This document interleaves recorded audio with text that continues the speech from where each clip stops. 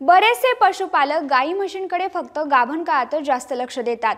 असं केल्याने जनावरांपासून दूध मिळतं, पण त्यामध्ये वाढ होत नाही।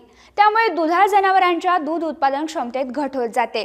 दुधाचं उत्पादन जर वाढवायचं असेल तर ज्यावेळेस गायी भाकड असतात तेव्हाच योग्य नियोजन करणं आवश्यक आहे। जनावरांच्या भाकड काळाचं नियोजन कसं करावं याविषयीचीच माहिती आपण या व्हिडिओतून घेऊयात। नमस्कार, मी निकिता पाटील आणि तुम्ही पाहताय ॲग्रोवन। दूध उत्पादनाच्या शेवटच्या काळात गाय 6 ते 7 महिन्यांची गाभण असते। यावरून असं कळतं की या गायीचं प्रजनन चक्र हे खूप चांगलं आहे। अशा काळात गायीला शेवटच्या टप्प्यामध्ये भाकड करणं अत्यंत महत्त्वाचं असतं। यासाठी दूध उत्पादनासाठी दिलं जाणारं खाद्य द्यायचं प्रमाण कमी करावं। त्यानंतर अशा जनावरांसाठी वाळलेल्या चाऱ्याची व्यवस्था करावी। दुभत्या जनावरांना 3 प्रकारे भाकड केले जाते। जर गाय दररोज कमी म्हणजे 3 ते 5 लिटर दूध देत असेल तर अशा गायीचं ताबडतोब दूध काढणं थांबावं। या पद्धतीमध्ये जे दूध सडामध्ये आहे ते शरीरामध्ये परत वापरलं जातं। ती गाय भाकड होण्याच्या मार्गावर असते। एखाद्या दुधाळ जनावराचं 35 तास दूध जर काढलं नाही तर असा जनावर भाकड होत असतं। अशा जनावरांचं दूध देणं बंद होतं।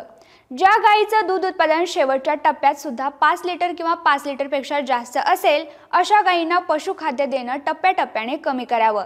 तसेच अशा गायींचं दूध टप्प्याटप्प्याने जसं की 1 दिवस किंवा 2 ते 3 दिवसाच्या अंतराने काढावं। असं केल्यानं गायींचं दूध उत्पादन बंद होतं। अशा प्रकारे जनावरे भाकड केल्याने त्यांना कासदाह तसेच इतर कासेचे आजार होत नाहीत। आता आपण माहिती घेऊयात भाकड काळातील नियोजनाविषयी।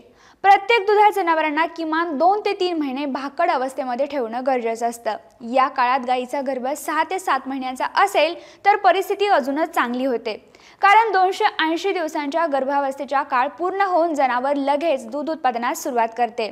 अशा वेळेस भाकड व्यवस्थापनाचा काळ महत्त्वाचा ठरतो, कारण बरेच दिवस दूध दिल्यामुळे जनावरांच्या शरीरातील अनेक पोषक घटक हे दूध मार्गाने बाहेर पडलेले असतात। त्यामुळे जनावरांचे शरीर अशक्त होत असते। गर्भावस्थेच्या 6व्या ते 7व्या महिन्यात गायीच्या गर्भाची वाढ जोमाने होत असते। गर्भातील वासराला कमी पोषक तत्व मिळाले तर अशा वासरांची वाढ खुंटू शकते किंवा वासरे कमजोर होतात।